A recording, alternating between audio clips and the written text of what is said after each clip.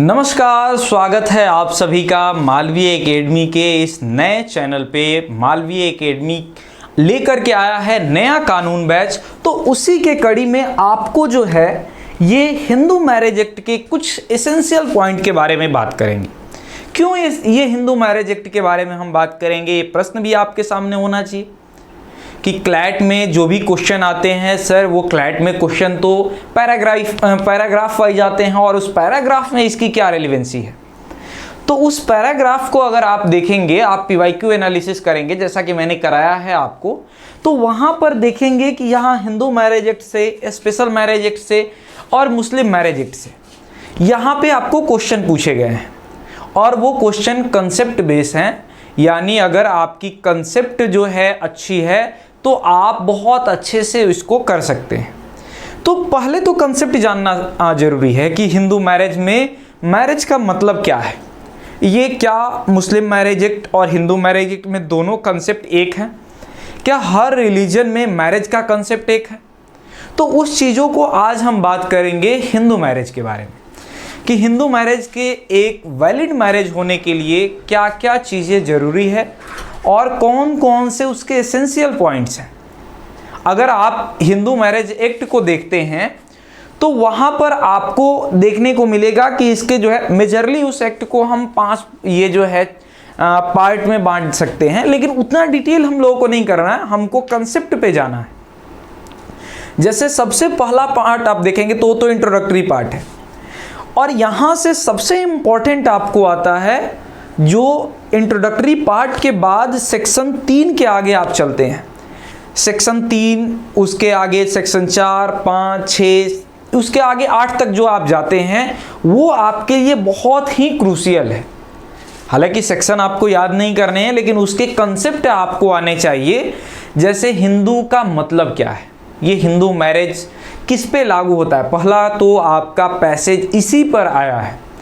बार बार जो है आपको केस दे करके और आपसे पूछा जाता है कि ए नाम का कोई व्यक्ति है जो क्रिश्चियन धर्म में है, या ए नाम का कोई व्यक्ति है जो हिंदू धर्म में है और वो एक क्रिश्चियन या हिंदू महिला से शादी करता है, तो क्या यह इस एक्ट के अकॉर्डिंग क्या डिसीजंस होंगे।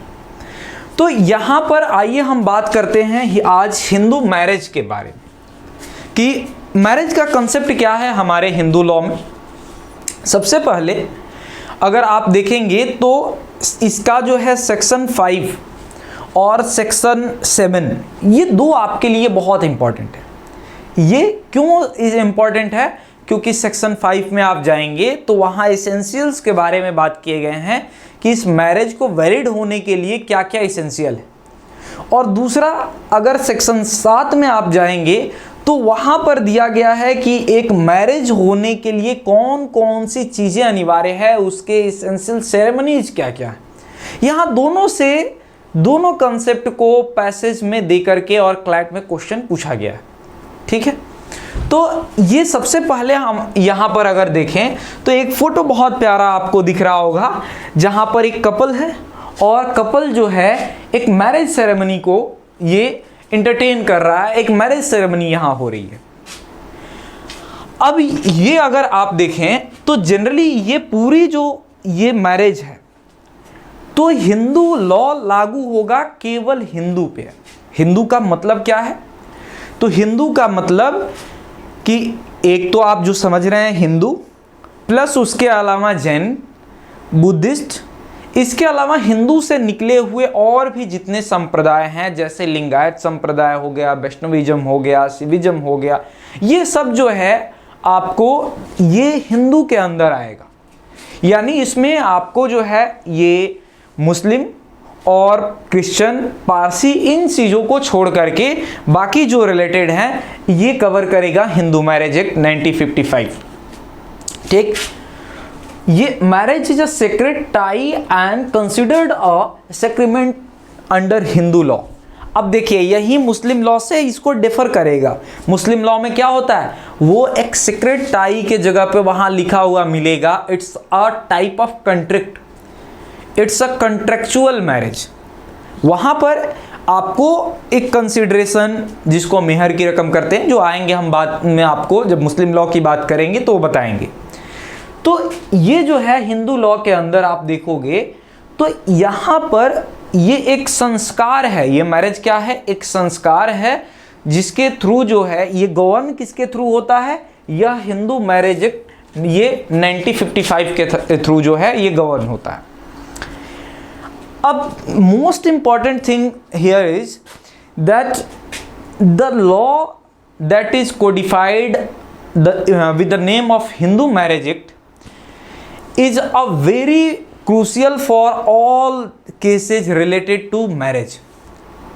ये इसलिए क्योंकि यह पर्सनल लॉ ओवरराइडिंग इफेक्ट लेता है। ओवरराइडिंग इफेक्ट का मतलब कि अगर कोई ये आपके बात जो है ये आईपीसी, सीआरपीसी या और जगह पे लिखी होगी और यहाँ पे पर्सनल लॉ के अंदर लिखी होगी तो ये पर्सनल लॉ का ओवरराइडिंग इफेक्ट होगा।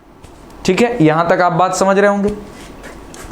अब ये चीज जो हमने बोला कि ये इसलिए और भी ज्यादा इंपॉर्टेंट हो जाता है कि हिंदू लॉ ये इंक्लूड किसको करता है, देखिए यह जो है बुद्धिस्ट को, सिख को, जैन को और इसके अलावा जो भी ये सेक्ट्स जो है और निकले हुए हैं जो हिंदू कम्युनिटी से, वो उसको को ये लागू करता है, उस पर जो है ये गवर्न करता है। अब यहां पर देखिए कि मैरिज का सोलेमनाइजेशन कैसे होता है, मैरिज के सोलेमनाइजेशन का मतलब क्या होता है।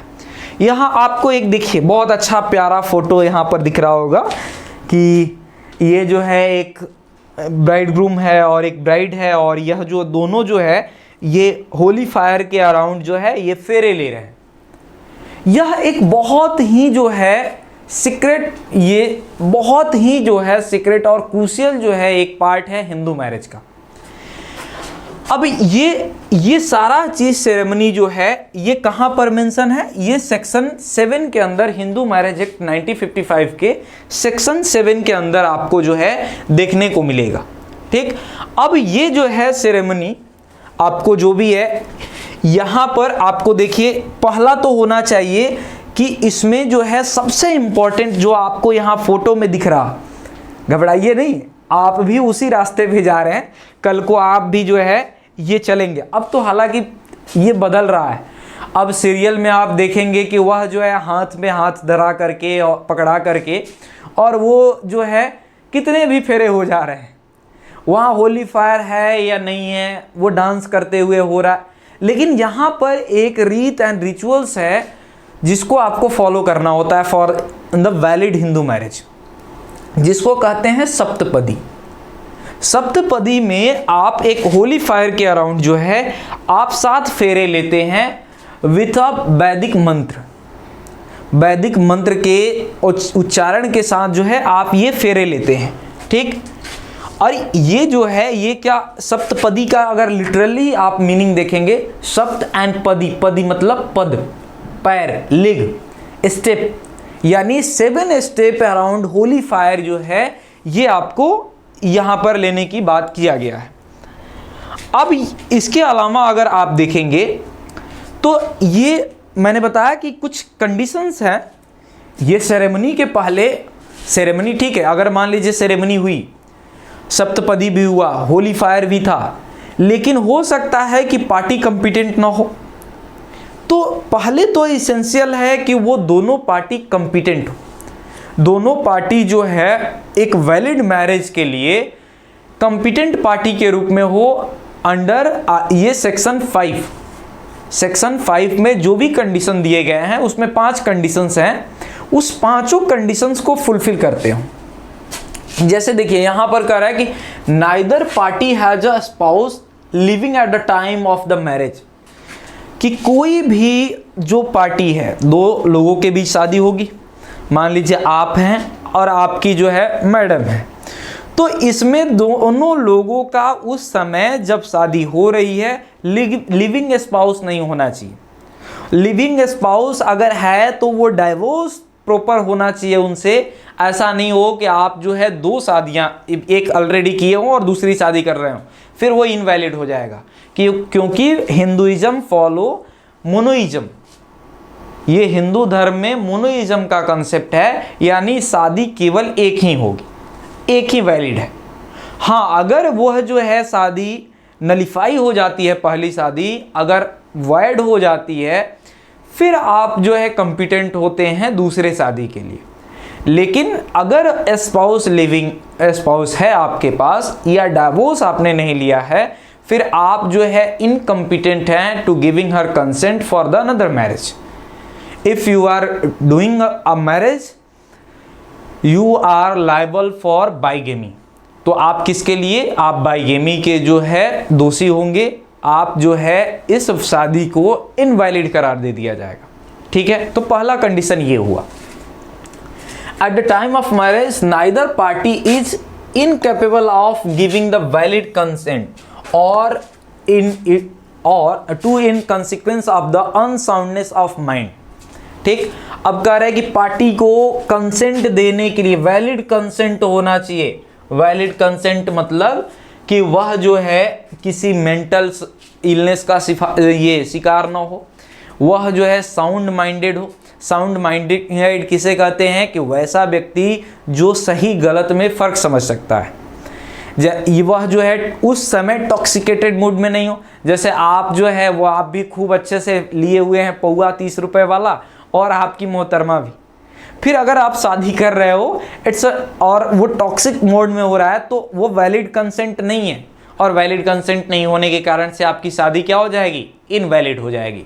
तो आपको जो पैसेज देता है, तो ये रूल्स तो पैसेज के अंदर मेंशन रहते हैं, वो तरह तरह के सिनारियो बना करके देता है कि किसी व्यक्ति ए है, उसको जो है मेंटल जो है शॉक आता है, लेकिन वह परमानेंट नहीं है, टेम्पररी है। शादी उसकी जब होती है वह स्वस्थ चित्त का है, यानी वह जो है बिल्कुल कंसेंट देने लायक है। उसके बाद जो है उसकी मेंटल इलनेस सामने आती है, क्या वो मैरिज वैलिड होगा? इस तरह के कंडीशंस बना करके आपसे क्वेश्चन पूछे जाते हैं।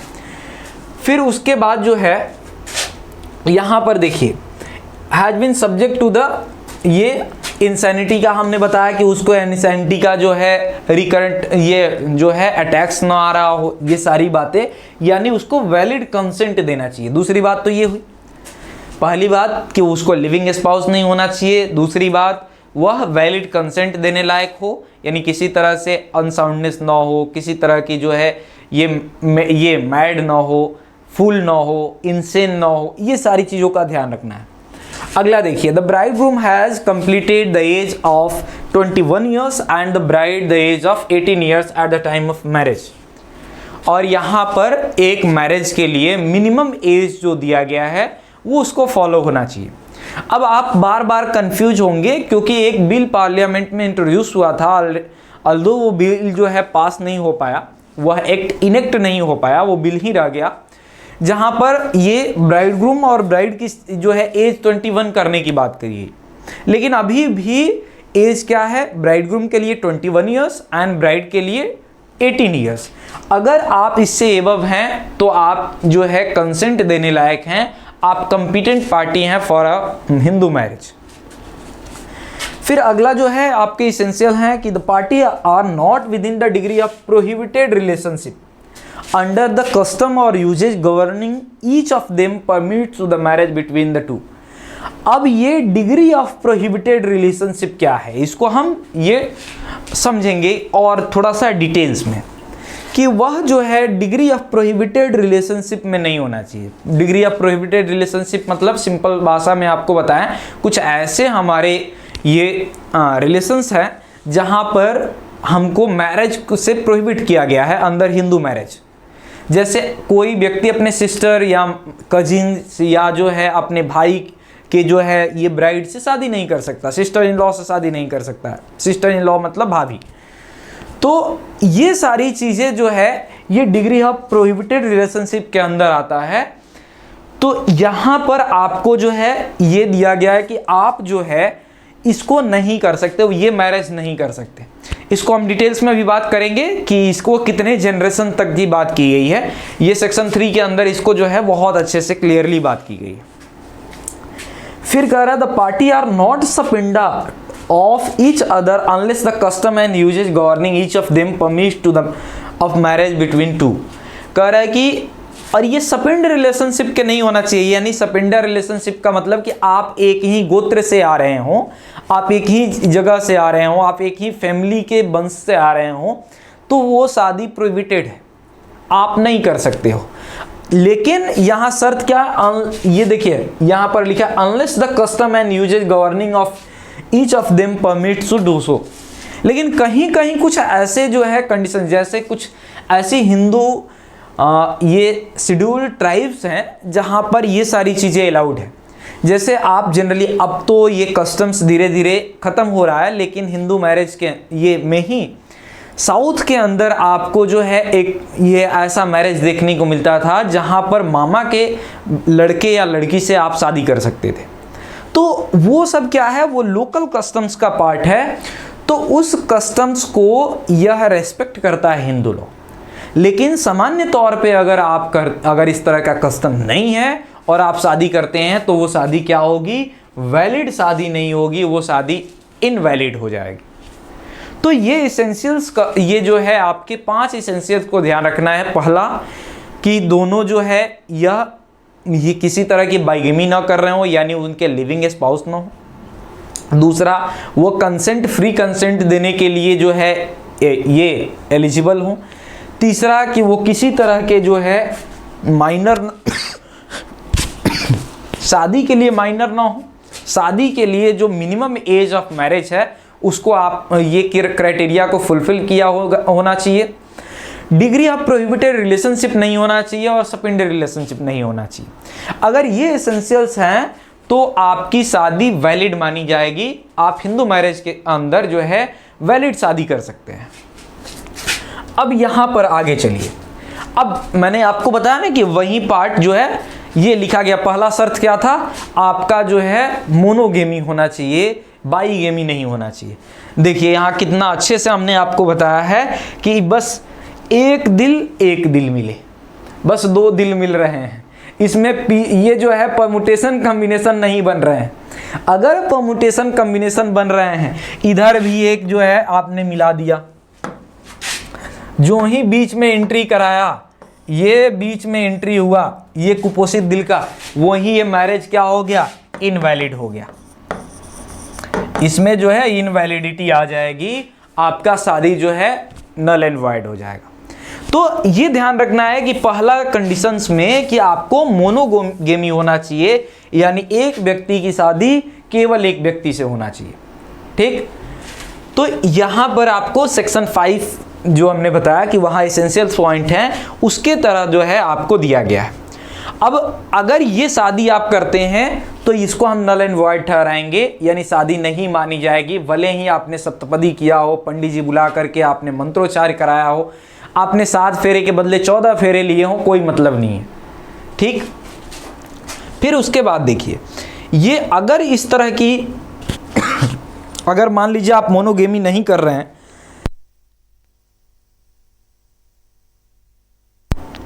अगर मोनोगेमी नहीं करेंगे तो बाईगेमी करेंगे।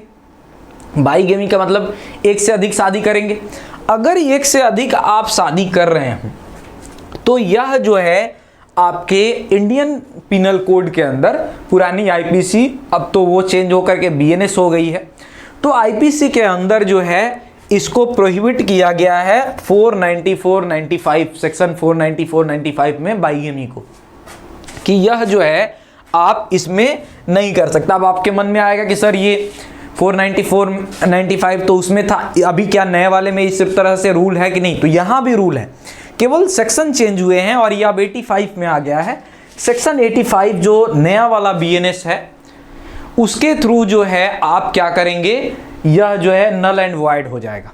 तो केवल ये अब यहाँ पर इसलिए हम डिटेल्स में इसकी बात कर रहे हैं कि यहाँ पर भी एक इस तरह की जो है बाईगेमी से पैसेज आपसे पूछ चुका है ये क्लैट के अंदर पीवाईक्यू में, और जहाँ पर उसने एक पूरे ये अलग अलग कंडीशंस बना करके, और आपने पीवाईक्यू देखा ही होगा, मैंने पीवाईक्यू सेशन कराया है, जहाँ पे पूछा है वो एक ये दे करके कंडीशन दे करके कि ए और बी ये शादी करते हैं, वह जो है केवल आईपीसी के तहत जो है दोषी हैं, हिंदू मैरिज के अंदर भी दोषी हैं।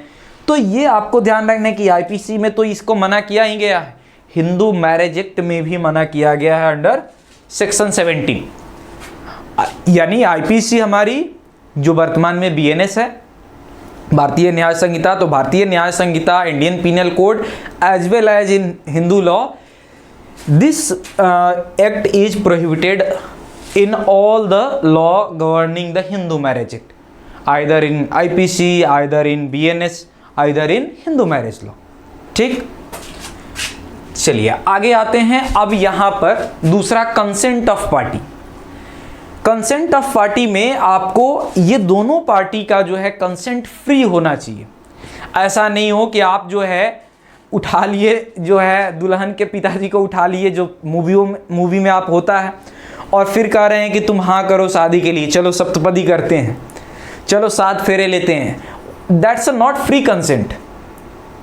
अभी इस तरह की अगर आप शादी करते हैं किसी तरह से थ्रेट करके, तो वो फ्री कंसेंट नहीं माना जाएगा, और फ्री कंसेंट नहीं होगा तो वो क्या होगा, वो मैरिज जो है वैलिड नहीं होगा।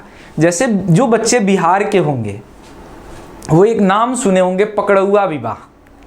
जनरली आप जो है मिथिला साइड के आगे जाएंगे तो आपको ये शादी देखने को मिलेगा। इस पे परिणीति चोपड़ा का एक मूवी भी आई थी। तो ये पकड़ुआ शादी में क्या होता है कि बच्चा जो है, ये अगर कोई लड़का पता चल गया किसी फैमिली को ये ठीक ठाक है, देखने में अच्छा है और पैसे वैसे ठीक ठाक हैं, उठा करके ले जा करके शादी करा देते हैं, बांध के ले जा करके और बैठा देते हैं वहाँ। तो उस तरह की दोनों पार्टी का जो है कंसेंट अगर फ्री नहीं होगा तो मैरिज वैलिड नहीं माना जाएगा अंडर हिंदू लॉ। ठीक है, वो तो अलग बात है कि अब जो है लोग लाज के डर से, समाज के डर से वो कंसेंट दे देता है कि अच्छा चलो ठीक है अब तुम्हारे ही साथ, लेकिन वह शादी तभी शादी मानी जाएगी जब कंसेंट फ्री हो। ठीक, अब देखिए कह रहा है if either party is force into marriage or is unable to give consent due to the mental illness or incapacity, the marriage is considered voidable. अगर उसको जबरदस्ती शादी किया गया है। अब एक शब्द यहां पर आया, देखिए एक शब्द था वॉइड, एक शब्द था वैलिड और एक शब्द था वॉइडेबल। तीनों को समझ लीजिए। यहां वॉइड का मतलब होता है ये कोई शादी हुई उसको नहीं मान रहे हैं, शादी हुई ही नहीं, ऐसे मानो कि हुई ही नहीं। जैसे अगर कोई व्यक्ति जो है जबरदस्ती ये शादी करता है तो उसको फोर्स करके, या पार्टी कॉम्पिटेंट नहीं है और शादी हो जाती है तो वो तो वॉइड हो जाएगा, नल एंड वॉइड, मतलब खत्म, रॉन्ग। वैलिड होगा जब सब चीज शर्तें पूरी हो और अच्छे तरीके से शादी हुई हो तो इसको वैलिड कहेंगे। अब वॉइडेबल इन दोनों के बीच का है। एक गाना सुने हैं ना, चाहे तू ना कर या हाँ कर, तू है मेरी किरण।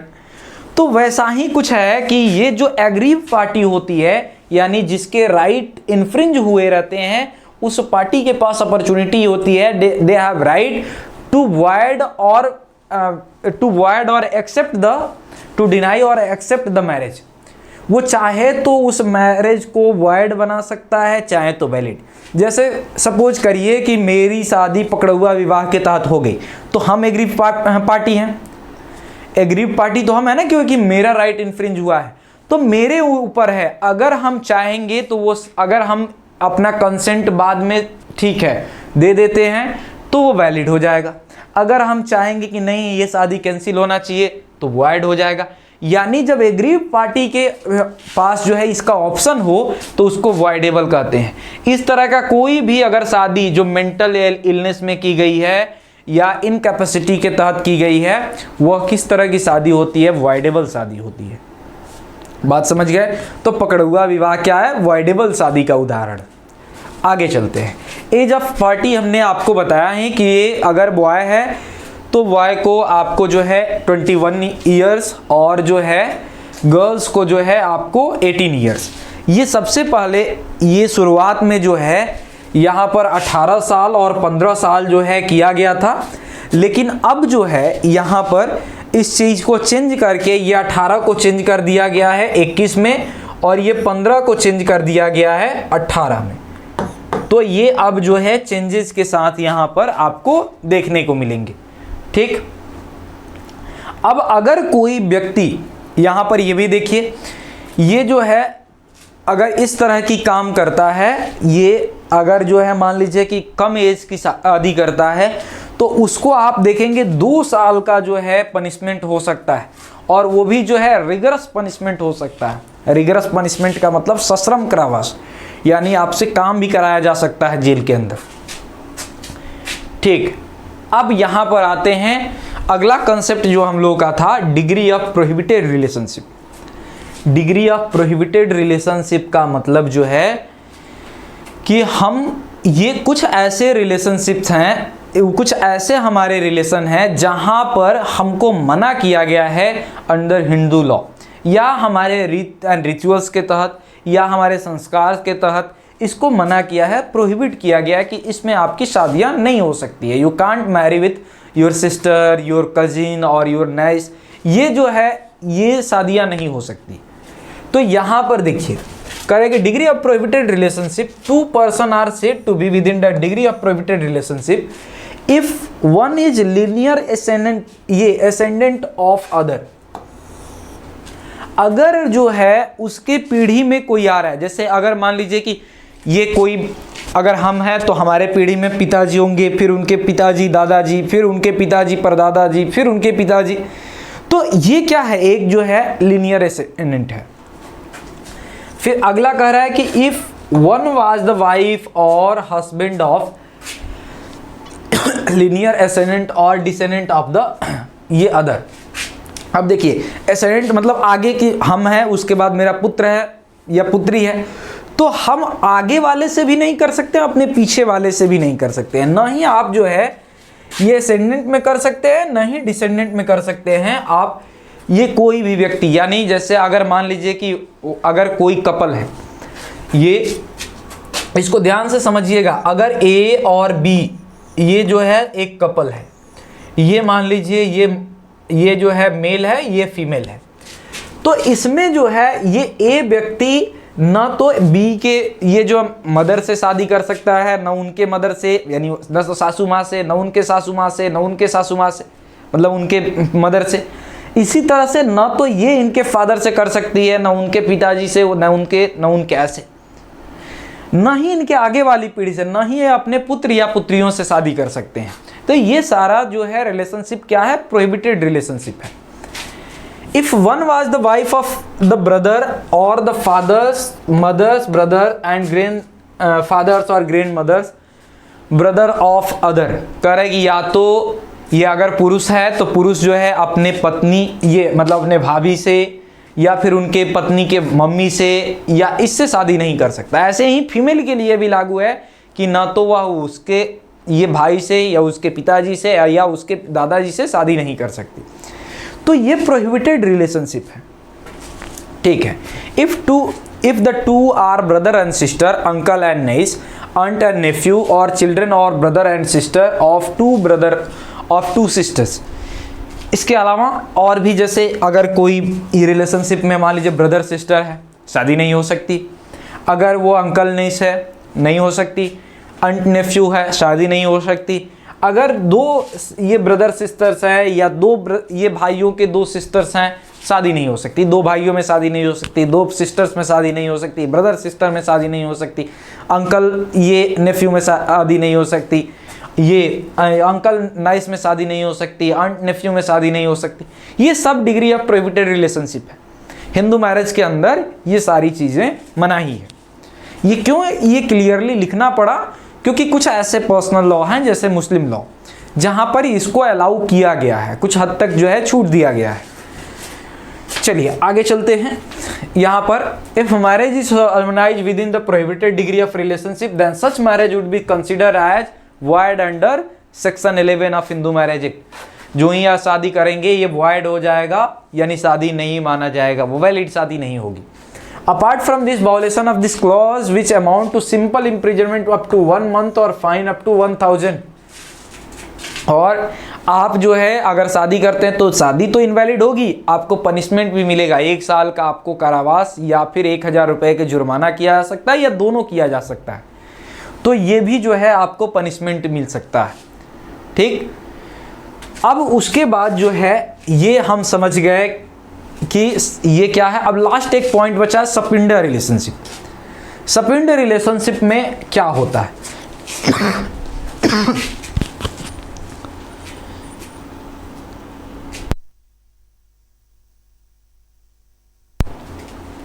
देखिए हमने बात किया था आपसे कि आप जो है लीनियर एसेंडेंट हैं या डिसेंडेंट हैं तो शादी नहीं कर सकते। सेम उसी कंसेप्ट को यहाँ पे सपिंड रिलेशनशिप के बारे में बताया गया। सपिंड का मतलब एक ही पिंड से जन्मा हुआ, एक ही पीढ़ी से आगे बढ़ा हुआ, यानी कहीं ना कहीं जाकर के दोनों पेयर में जो कपल्स हैं, सब ब्राइड और ब्राइड ग्रूम, इनकी कोई एक ऐसी पीढ़ी है जहां कॉमन एंसेस्टर शेयर करते हैं। अगर उस तरह के कॉमन एंसेस्टर शेयर करते हैं तो वो शादी जो है प्रोहिबिटेड है, लेकिन उसका जो है एक लिमिट है, क्योंकि कोई ऐसा नहीं है जिसके कॉमन एंसेस्टर्स ना हो, मैच ना करते हो सकता है 50 पीढ़ी पहले जाना पड़े, 500 पीढ़ी पहले जाना पड़े, लेकिन कॉमन एंसेस्टर मैच कर जाएंगे। तो ये चीज को जो है, अब जैसे लोग, जैसे हिंदू में देखिए, अगर आप कहेंगे तो सबके कॉमन एंसेस्टर, क्योंकि ये कहा जाता है कि ये जो हिंदू का उद्भव हुआ, जो वर्ण व्यवस्था बनी, ब्राह्मण, क्षत्रिय, वैश्य, शूद्र, तो ये सबका जो है कहीं ना कहीं ब्रह्मा जी से उद्भव माना जाता है। तो कॉमन एंसेस्टर तो हुए, तो किसी में शादियां नहीं होनी चाहिए। बट उसकी लिमिट लगाई गई है कि अगर आप जो है, देखिए कह रहा है कि the sapinda relationship extend to a person as far as third generation. ये इंक्लूसिव है, इंक्लूसिव मतलब उसको लेकर के, जिस व्यक्ति की शादी हो रही है उसको लेकर के तीसरी पीढ़ी तक, इन द लाइन ऑफ ये एसेंट थ्रू द मदर, माता के पक्ष के 3 पीढ़ी तक, और as far as the 5th generation inclusive, और उस व्यक्ति को लेके पिता के साइड के 5वीं पीढ़ी तक शादी नहीं हो सकती। मतलब हमारी जो है शादी, हमारे पीढ़ी, हमारे पिताजी, पिताजी के पिताजी, फिर उनके पिताजी, फिर उनके पिताजी, फिर उनके पिताजी, यानी ये 5 पीढ़ी तक हमारी शादी नहीं हो सकती है। ये आपको ध्यान रखना है उनके वंशज में। इसी तरह के मदर साइड से ये जो है, अगर मान लीजिए ये मेरा हो गया, फिर मेरे माता, माता की माता, फिर माता की माता की माता, यानी 3 पीढ़ी तक वहां शादियां नहीं हो सकती है। जैसे देखिए फर्स्ट जनरेशन, अगर हमने फादर साइड को देखना है तो हमने क्या बोला, सन और डॉटर हैं, इनमें शादी नहीं हो सकती। अब इनकी जो है सेकंड जनरेशन जो होंगे, इनके जो है सेकंड जनरेशन होंगे, इनमें भी शादी नहीं होगी, थर्ड में भी नहीं होगी, फोर्थ में भी नहीं होगी, फिफ्थ में भी। यानी अगर मान लीजिए कोई व्यक्ति ए है, यहां पर देखिए ये कोई व्यक्ति मान लीजिए राम है, तो राम के ये क्या हुए, पिता हुए, फादर हुए। यहां पर देखिए ये राम है, ये उनके फादर हुए, ये जो है ग्रैंडफादर हुए, ये ग्रेट ग्रैंडफादर हुए, और ये ग्रेट ग्रेट ग्रेट ग्रैंडफादर हुए, ये ग्रेट ग्रेट ग्रेट ग्रैंडफादर हुए। तो यह जो है यहां तक आप शादियां ये आपकी नहीं हो सकती है अगर इसमें मैच करता होगा। जैसे मान लीजिए कि कोई राम नाम का लड़का है और उसकी शादी जो है इनके जो है लड़की से करना हो, नहीं हो सकता, इनके लड़की से नहीं हो सकता है, इनके लड़की से नहीं हो सकता है। ठीक इसी तरह से मदर साइड में सन डॉटर हैं, इनके जो है माता यानी मदर, और उनके जो है फिर मदर यानी ये ग्रैंड मदर जो हम लिख सकते हैं मैटरनल ग्रैंड मदर। यहां तक कोई भी अगर है तो ये शादी नहीं हो सकता है। यानी केवल आपको यही ध्यान रखना है कि ये पेरेंट्स के साइड से 5th जनरेशन से फादर के मतलब ये पेरेंट्स में फादर के साइड से 5th जनरेशन तक और मदर के साइड से 3rd जनरेशन तक जो है कोई भी मैरिज जो है वो प्रोहिबिटेड है। अगर आप वो मैरिज करते हैं तो नल एंड वॉइड हो जाएगा, और साथ ही आपको 1 मंथ का ये कारावास इम्प्रिजनमेंट प्लस जो है 1000 रुपये की आपको फाइन या दोनों हो सकता है under section 18 of Hindu marriage act. ठीक, तो ये सपिंड रिलेशनशिप के भी आप नहीं कर सकते हैं। अब यहाँ पर ये आते हैं कि अगर मान लीजिए सब कुछ ठीक ठाक है, पार्टी भी कॉम्पिटेंट है, पार्टी जो है कंसेंट देने लायक है, पार्टी जो है बहुत अच्छे से। अब ये एक चीज़ यहाँ पर बहुत अच्छा कंसेप्ट समझना है। कोई मान लीजिए व्यक्ति है जो न तो ये सपिंड रिलेशनशिप में आता है, न डिग्री ऑफ प्रोहिबिटेड है। जैसे आप हैं, आपकी जो है कोई होंगी जो है प्रेयसी आपकी होंगी, आप शादी करना चाहते हैं। कंसेंट भी दोनों लोग मेजर हैं। 25 ये बॉय जो है यानी लड़का जो है वो 21 ईयर्स एंड गर्ल्स जो है 18 ईयर्स से एबव है। अब ये शादी करना चाह रहे हैं, शादी करने में सब कुछ ठीक है, बट ये शादी क्या किए गए और गांव के जो है एक ये जो है पेड़ के नीचे बैठ करके और चुपचाप जो है वहाँ पर एक को माला पहनाए, सिंदूर लगाए और वहाँ से चल दिए और शादी मान लिए कि हम शादी कर लिए। क्या इनकी शादी वैलिड है? सिंदूरदान हुआ, जयमाल हुआ, ये मेजर आपने तो यही जानते हैं ना कि सिंदूरदान हुआ, जयमाल हुआ, सीरियल में होता है, माला एक दूसरे को पहना है, शादी हो गई। क्या यहाँ पर हिंदू मैरिज एक्ट इसको मानता है? कौन सी सेरेमनी सबसे ये जरूरी है? तो ये इसकी बात जो है सेक्शन 7 के अंदर किया गया है कि a Hindu marriage may be solemnize in accordance with the customary rite and ceremonies of either party thereto, कि ये प्रॉपर जो है एक सेरेमनी के साथ किया जाना चाहिए, जो रीत एंड रिचुअल्स हैं उसके हिसाब से होना चाहिए। वेयर सच रीत एंड सेरेमनीज इंक्लूड सप्तपदी। अब देखिए ये सबसे इंपॉर्टेंट है कि उसमें शामिल होना चाहिए, जो रीत एंड रिचुअल्स है उसमें सबसे कॉमन क्या है? ये सप्तपदी। अगर आप सप्तपदी नहीं करते हैं और केवल जयमाल कर लेते हैं, शादी नहीं माना जाएगा। ऐसे बहुत सारे केस आए जहां पर कोर्ट ने इसको जो है उस शादी को वॉइड करार दिया। द कोर्ट हैज़ ये decided that the necessary ceremony of Hindu marriage act has not entertain by the both party.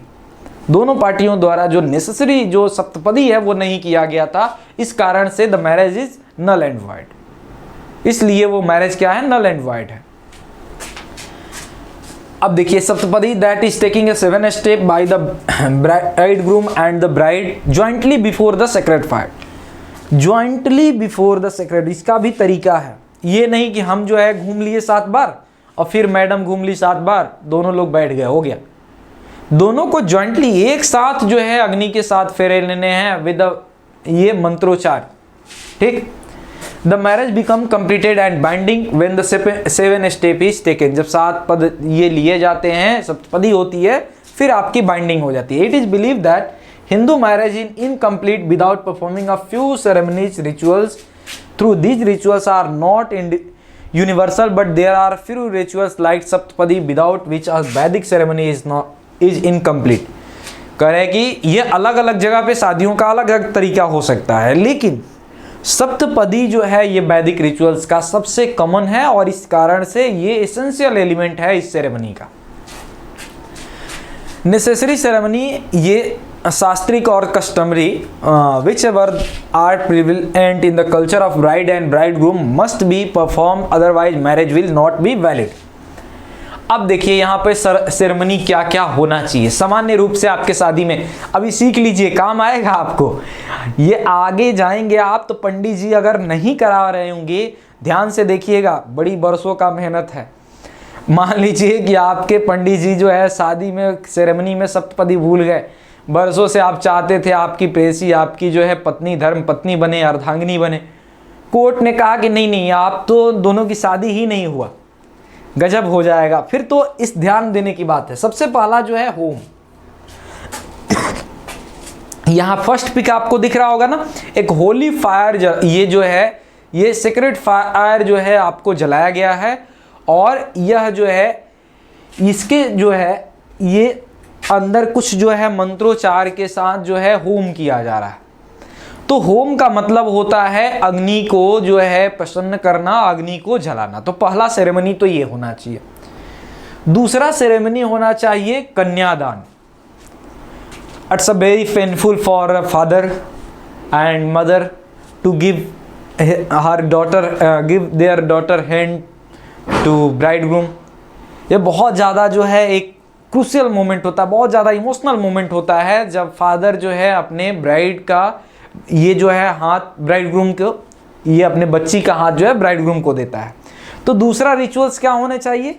दूसरा होना चाहिए कन्यादान। यहाँ तक भी शादी पूरा नहीं हुआ, मैंने बताया ना कि जब तक पूरे ना हो फेरे ये साथ, न दुल्हन नहीं दुल्हा, जब तक ये 7 फेरे नहीं होंगे, भले आपको होम हो गया, कन्यादान हो गया, लेकिन शादी अभी भी पूरी नहीं हुई।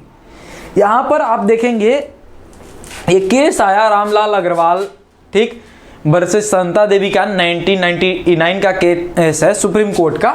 उसमें कहा गया marriage may be completed by performance of ceremonies other than those referred in the legislation whether the custom of the case to which the party belong are followed. Kanyadan is the essential ceremony, but its absence however may not invalidate the marriage.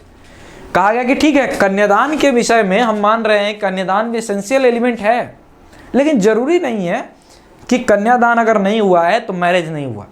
जरूरी obligation क्या है? जरूरी obligation saptapadi है। तो ये तो हो गया कन्यादान। अब होता है पाणी ग्रहणम।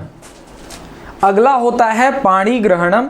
यहां पर देखिए, ये यहां पर जो है ये पाणी ग्रहणम का आपको जो है दिखाया गया ना। देखिए ये सेकंड फोटो आप देखिए, यहाँ मंत्रोच्चार से आपका जो है हैंड दिया जा रहा है, आपके जो है प्रियतमा का हाथ दिया जा रहा है आपको।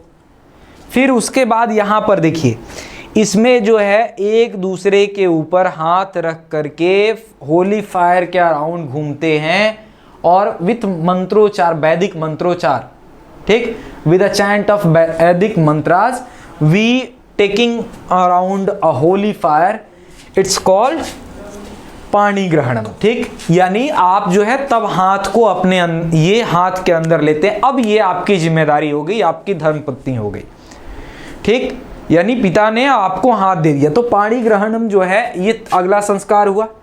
और फिर जो है लास्ट आता है सप्तपदी। 7 स्टेप जो है ये आपको इसको ध्यान में रखना है कि ये जो रिचुअल्स अगर आपको ये नहीं होंगे तो फिर जो है आपकी पूरी शादी बेकार है, ठीक। यहां पर कह रहा है कि during this rituals sacred fire is ये ignited and the bride and groom hand in hand, एक दूसरे को हाथ में हाथ पकड़ करके, ठीक, taken 7 step around the holy fire, ये अग्नि के जो है 7 फेरे लेते हैं। With each step the couple make the ये solemn vows symbolising union and share responsibilities, और उसके साथ जो है वो एक एक रस्में पूरा करते हैं, वादे करते हैं, जो आपको क्या करता है उनकी ये शेयर रिस्पॉन्सिबिलिटी के बारे में बात करता है कि इन फ्यूचर जो भी दुख दर्द परेशानियां होगी सब हम आज शपथ लेते हैं कि मिल बांट करके रहेंगे। तो वो जो है आपको ये सप्तपदी के बारे में देखना है। अब जो है यहाँ पर कह रहा है the rituals followed the pani grahanam ceremony which involve the hand holding and the signifying the material bond and mutual responsibility between the couple। अब यहाँ पर जो है ये इसको स्पेशल जो है ये मेंशन किया गया है हमारे हिंदू मैरिज एक्ट में।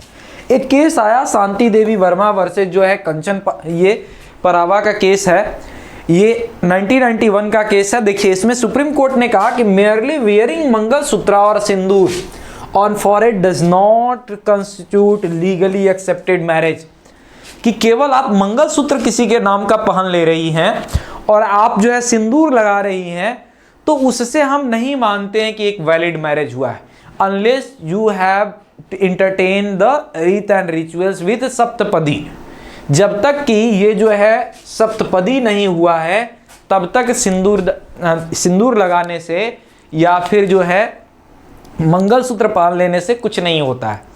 मैंने आप लेक्चर की शुरुआत में ही एक ये सिनारियो रखा था कि आप अपने जो है प्रियतमा को ले जाते हैं और फिर जो है ये एक जो है पार्क में आप उनको मंगलसूत्र पहनाते हैं, उनको सिंदूर लगाते हैं। इसका मतलब ये नहीं है कि आपने शादी कर लिया। It's a not valid marriage under Hindu marriage law. Hindu marriage law तभी होगा जब यहाँ पर आप देखेंगे सप्तपदी। आप देखे होंगे एक मूवी आई थी लुका छुपी। लुका छुपी में इस सप्तपदी को निभाने के लिए वो फायर को ये कागज पकड़ करके और आग लगाने की कोशिश करते हैं और उसमें मंत्र बजा करके और वो जो है घूमते हैं। तो ये इसका बहुत ही इंपॉर्टेंस है। ठीक। तो ये जो है आपको हिंदू मैरिज के अंदर इतनी बातों को ध्यान रखना है। अगर ये सारे सिनारियो फुलफिल होते हैं तो आप हिंदू मैरिज को कहेंगे कि एक वैलिड हिंदू मैरिज है। अगर ये नहीं है तो कोर्ट क्या करेगा, इनवैलिडेट कर देगा उस शादी को, इनवैलिड कर देगा उस शादी को। तो चलिए, उम्मीद है कि आज की हमारी बात आपको समझ में आई होगी और इसको बहुत अच्छे से इस कंसेप्ट को समझना है, क्योंकि पैसेज यहाँ से 2 बार ये आपसे पूछ चुका है क्लैट के अंदर। तो क्लैट के लिए बहुत ही अच्छा टॉपिक और ये हॉट टॉपिक के रूप में आप इसको देखते हैं। तो चलिए, आज के लिए बस इतना ही, फिर मिलेंगे हम अगले लेक्चर में।